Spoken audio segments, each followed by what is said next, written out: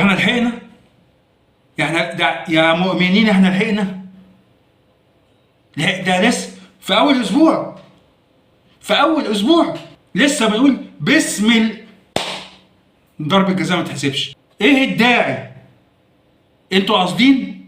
يا جدعان مش كده، يا جدعان عقلوا. في اول اسبوع، في اول اسبوع والله ما لحقنا نقول بسم الله الرحمن الرحيم نكملها. اهلا وسهلا بيكم في الكوماندر المهم، نورتوني. حلقه تجيب حلقه وحلقه تجري ورا حلقه عايزه تطلع. الدوري المصري الايجيبشن ليج ابتدى موسم 2022 2023. لسه بندخل برجلنا اليمين لقينا حد خبطنا خبطه جامده. الاهلي كان طالع من الصيف حران وعصر المانجا وشربها، والزمالك حب يروح يصيف في اسكندريه، قالوا له روح شاطئ سموحه، راح هناك كان هيغرق بس ربنا سترها. ده ملخص الاسبوع الاولاني بالنسبه للاهلي والزمالك. مباراة تكتيكية عالية المستوى من النادي الاهلي، ما شاء الله الرجاله واقفه على رجليها. كولر ياخد 9.5 من 10. ليه؟ لان انت لما تبقى مدير فني وتنزل وتكون متعادل سلبي 0-0 لحد نص الشوط الثاني وتنزل 3 تغييرات، والثلاث تغييرات هم اللي يشاركوا في الجون ويجيبوه، يبقى لازم الكريدت كله يروح ليك. شابو شابو مسيو كولر. لعيبه ممتازه. الاهلي راهن على لعيبته القدام. صفقتين 3 اللي اتعملوا، اي نعم ليه صفقتين في انتقالات يناير، لكن هو اعتمد كليا على لعيبته اللي موجوده في الفرقه وراهن عليهم وعلى جودتهم. والايام بتثبت ولسه هتثبت لكم كمان اكتر واكتر انه كان عنده حق. كابتن بيبو كان عندك حق يا كابتن بيبو.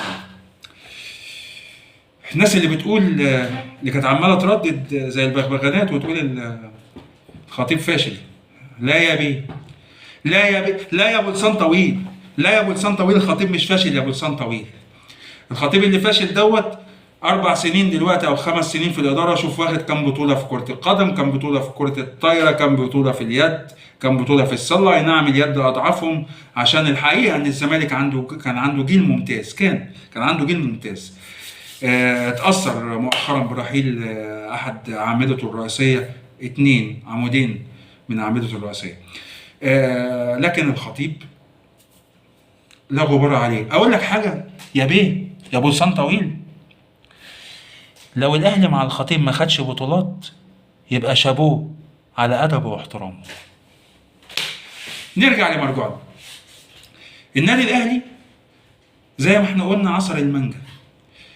فوز مستحق النادي الاهلي على نادي الاسماعيلي اللي عامل تيم جديد، واتمنى ليهم التوفيق في اللي جاي ان شاء الله. بس للاسف هم اصطدموا بنادي القرن في اول ماتش، ويحمدوا ربنا ان النتيجه خرجت كده لان كان المفروض تخرج اكتر، لولا بس سنه التسرع اللي كانت موجوده هي اللي حالت دون الكلام دوت، وبعض القرارات الخاطئه من بعض اللعيبه. مسيو عبد القادر، انا مش عارف انت نازل بتعمل ايه مسيو عبد القادر. بليز مسيو عبد القادر don't do that again. don't do that again. بليز مسيو عبد القادر، بليز مستر عبد القادر don't do that again. ما تضيعش مجهود زمايلك كله من عند الجون بتاعنا لحد ما توصل لك الكوره هناك تروح منك بسهوله. لو سمحت وظف مهارتك، وظف مهارتك لخدمه الفريق، وظف مهاره الشخص او الجزء للكل، مش العكس. مش هنخصص مهاره الكل للجزء عشان الجزء في الاخر يضيعها، لا. خلي النادي يستفيد، خلي اللعيبه زمايلك تستفيد، خلي الجمهور يستفيد. هتقول لي ازاي الجمهور يستفيد؟ هقول لك ما هو انت لما تلعب كويس وتلعب لعب جماعي فتدي زمايلك، فزمايلك يجيبوا جوان فالجمهور يفرح، يبقى هنستفيد. مسيو عبد القادر لعيب موهوب على عيننا وعلى راسنا، مستنيين نشوف كورتك الجميله لكن في حدود بسيطه وبخدمه جماعيه. مسيو عبد القادر مستنيينك، ارجوك فكر مع نفسك، حسن من نفسك، احنا بنحبك واقفين وراك، بس ما تضغطش علينا اكتر من كده. اكرم توفيق، انت راجل ولد راجل ولد راجل. شابوه اكرم، تستحق احسن لاعب في المباراه. مسيو ديانج مسيو ديانج ميزون، انت الحقيقه دبابه في وسط الملعب بمعنى كلمه دبابه. دبابه في وسط الملعب بمعنى كلمه دبابه. شابو ديانج، شابو ديانج، شابو ديانج، شابو ديانج. نمبر 1 وان في ليفن شامبيونز ليج. يخرب بيت عقلك يا راجل، ده انت طلعت دبابه في الملعب ودبابه في القصف كمان، قصف الجبهات، ما شاء الله عليك يا ديانج. لا بصراحه ماتش امبارح انا مبسوط منه. نروح بقى الناحيه الثانيه، الزمالك وسموحه. الحقيقه ان سموحه فريق يبشر بكل خير. طارق العشري مدرب رائع، مدرب زي ما بيقول عليه في الاعلام مدرب صنايعي، فعلا صنايعي، بيعرف يعمل من الفسيخ شربات. الراجل جاب الحلو من هنا الحلو من هنا، ظبطوا على بعض، حطوا في الخلاط كوكتيلك الجميل، طلع الفريق دوت. كل اللي ينقصه زي فرق كتير ينقصها راس حربة اللي يخلص بقى يترجم مجهود زمايله في الملعب بقى. كان ممكن امبارح يجيبوا جونين وثلاثه، لان الزمالك ما كانش في حالته. عشان نبقى صراحه، الزمالك ما كانش في حالته تماما امبارح، كان اوت اوف فورم. ويحمدوا ربنا ان هم خرجوا كده، يحمد ربنا جمهور الزمالك والله ان امبارح الماتش خرج كده. وعلى فكره 90% من الناس الزملكاويه يا حبايبي اللي انا اعرفهم المحترمين قالوا لي نفس الكلمتين، الحمد لله ان احنا خرجنا بالمكسب دوت. طبعا الزمالك فاز على سموحه بهدفين، الجون الاولاني اون جول في الدقيقه 79، الجون الثاني سامسون.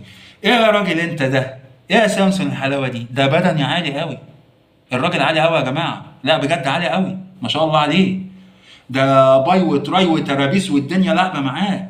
لا لا لا، لعيب حلو، لعيب حلو بدنيا، بس للاسف ما شفناش منه اي فنيات، فمش هنحكم عليه فنيا لحد ما نشوفه في كام ماتش كده، هو على الاقل كده 5 6 7 8 9 10 ماتشات كده هو ورا بعض، نشوف الدنيا ماشيه معاه عامله ازاي، وبعد كده نقدر نحكم عليه فنيا. لكن بدنيا لعيب واقف على رجله، والكره اللي عملها في الاخر اللي جاب فيها الجون تقول لك ان اللعيب دوت وثيق من فوز. اللعيب ده واثق من نفسه، واثق من نفسه، لا عارف يعني، عارف هو مقدر نفسه، عارف يقدر يعمل ايه ويقدر ما يعملش ايه، وممكن يكون فيما بعد هنشوف لعيب ذكي موجود. فسامسون واضح ان هو كويس، عشان بس احقاقا للحق، فلما نشوف بس فنياته نقدر نحكم عليه عامة. سيراميكا كليوباترا فاز على المصري 3-0، نتيجة تقيل قوي، نتيجة تقيل قوي على التيم المصري، لكن مش تقيلة بالنسبة لسيراميكا لان هو فعلا عامل تدعيمات كويسة. احمد سامي فوق الممتاز، عامل تيم كويس، قادر يوظف لعيبته في اماكن كويسه. واضح ان سيراميكا السنه دي هيبقى يعني رهان كسبان للي هيراهن عليه، على الاقل ان هو ينافس في المربع الذهبي زيه زي سموحه يعني. ولسه بقى لما نشوف بقيه الفرق ربنا يسهل في اللي جاي. في اول اسبوع، في اول نو كومنت، ده نو كومنت، انا مش هجيب سيرتها، انا مش هجيب سيرتها، انتوا كلكم عارفين انا بتكلم على ايه. لا لا لا لا لا لا لا لا، انا ما كنتش متوقع، انا ما كنتش متوقع ان انا اشوف كده في اول اسبوع. مش ده احنا لسه يا جدعان، لسه على الوش، احنا لسه على البر، اما لما ندخل جوه هنلاقي ايه. لا لا لا، اصحوا كده شويه، عشان اللي حصل الموسمين اللي فاتوا، ما حدش هيسكت عليه يحصل تاني، مش هيدوا فرصه يحصل تاني، مش هيدوا فرصه يحصل تاني، والسكات اللي كان موجود مش هتلاقوا حد بيسكت تاني. هتبصوا تلاقي سياح جامد قوي، سياح جامد قوي، وزعيق وبواني وروسيات واوعى. اما الشغل بقى بتاع سنتين اللي فاتوا اللي هو ضربونا بس احنا ايه شتمناهم، ده مش هتلاقوه تاني. الله يعينكم على اللي هتشوفوه لو استمرتوا بالحال ده. نو كومنت، نو كومنت يا ريفرنس. طيب لما نشوف ريفري هيعملوا ايه السنه دي معانا. على العموم مبروك للنادي الاهلي اول 3 نقط، مبروك لنادي الزمالك اول 3 نقط، مبروك لسيراميكا اول 3 نقط. في انتظار القادم، وان شاء الله القادم يبقى احسن. مسيو كولر شابوه. طب يا جماعه نقول وصلنا لاخر حلقتنا النهارده، ونقول ان شاء الله باذن الله ده البرنامج الجديد كوماندا المهم.